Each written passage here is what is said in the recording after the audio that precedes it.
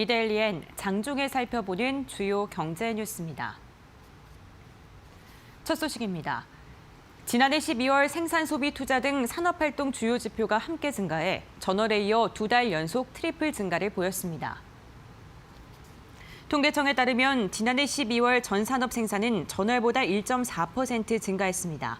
광고목 생산이 기계 장비와 전기 장비 증가세에 힘입어 3.5% 늘면서 전 산업 생산 증가세를 이끌었습니다.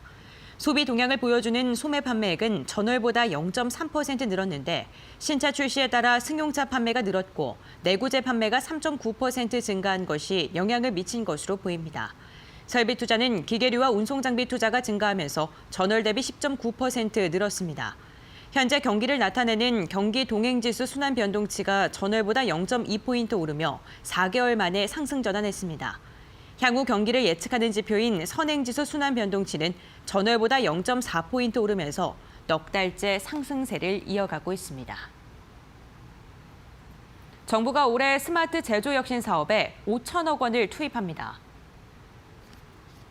중소벤처기업부는 오늘 2020년 스마트 제조혁신 지원사업 계획을 통합 공고하고 관련 사업비로 지난해보다 1.4배 늘어난 4,925억 원을 투입한다고 밝혔습니다. 지원 사업은 스마트 공장 구축 및 고도화, 제조 데이터 인프라 구축, 현장 수요형 스마트 공장 기술 개발 등 총 11가지입니다. 우선 4,150억 원을 투입해 5,600개의 스마트 공장을 보급하고 대기업이 중소기업의 스마트 공장을 지원하는 상생형 스마트 공장 사업 고도화 지원도 추가할 예정입니다. 아울러 올해 말까지 제조 데이터 플랫폼 1곳과 데이터 센터 2곳을 구축할 예정입니다. 다음 달에 총 39개사의 주식이 의무보호 예수에서 해제됩니다. 한국예탁결제원은 쌍용 자동차 등 39개사 주식 1억 8,678만 주가 2월 중 의무보호 예수에서 해제된다고 밝혔습니다. 의무보호 예수는 투자자 보호를 위해 대주주 등의 지분 매매를 일정 기간 제한하는 조치입니다.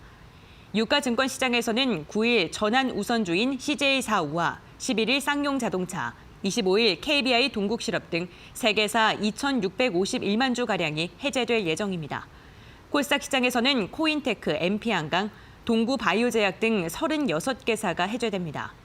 2월 중 해제 물량은 1월보다는 20.6% 감소했고 지난해 같은 달보다는 91% 늘어났습니다. LG 디스플레이가 지난해 적자로 전환했지만 올해 하반기부터는 실적이 개선될 것으로 전망됩니다. LG 디스플레이는 지난해 영업 손실이 1조 3,594억 원으로 전년과 비교해 적자로 전환됐다고 공시했습니다.